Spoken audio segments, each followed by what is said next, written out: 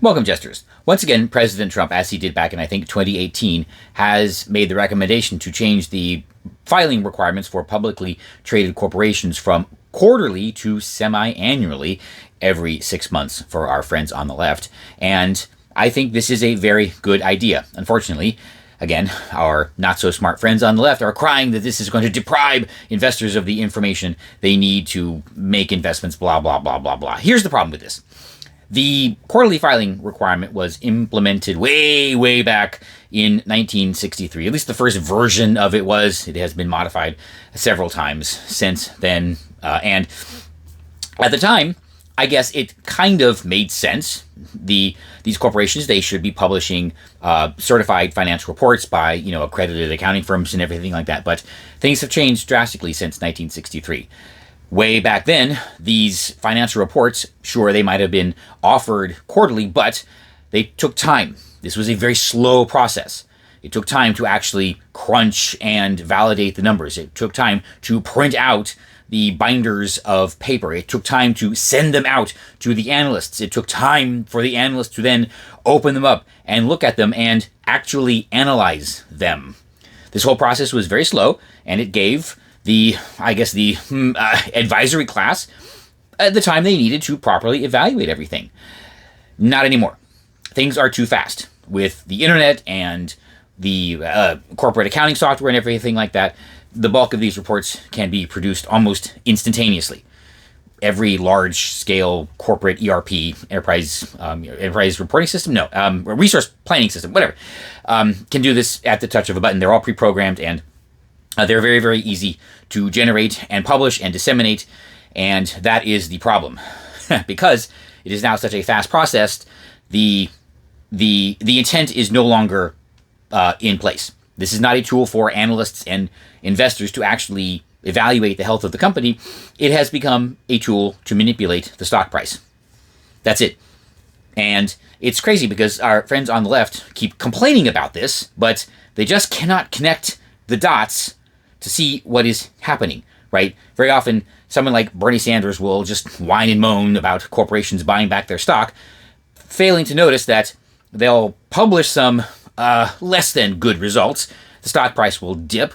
They will buy a bunch of stock back, and then miraculously, they've turned it around in the next quarter, and the stock price goes up.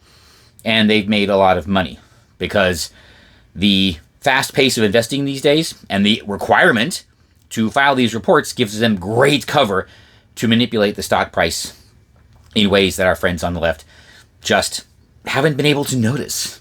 Interesting. Another side effect of the quarterly reporting and the fast pace of investing these days is it prevents a lot of long-term planning.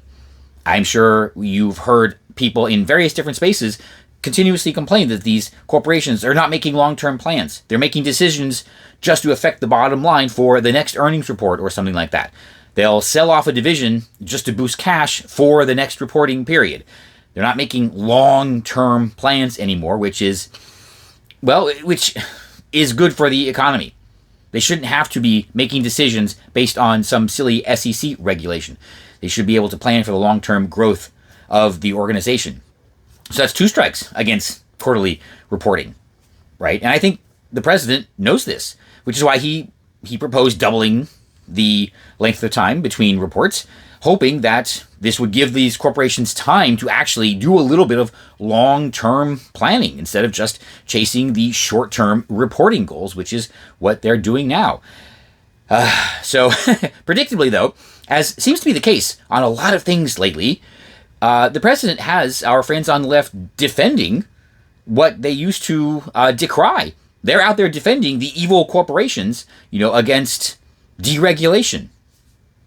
Yeah, that's what they're doing. And other things, too, we'll eventually talk about those, which is kind of crazy. So, yes, my favor would be to just eliminate this particular reporting interval altogether and implement some sort of other metric that encourages growth, encourages corporate growth, encourages profits, and encourages long-term thinking. Offhand, and these are things that I am able to discuss, as long as we have an income tax, just make dividends tax-free.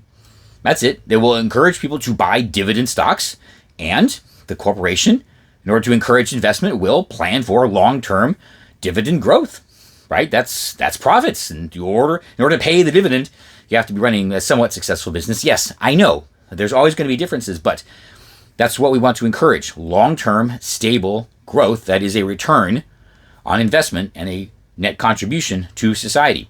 And once we eliminate the income tax, yes, that's going to happen.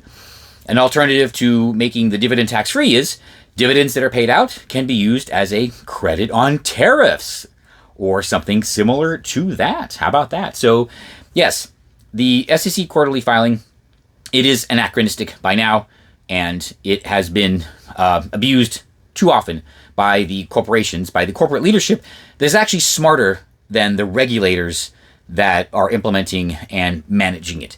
That is just the case. The bureaucrats will always be outsmarted by the capitalist. You know I'm right.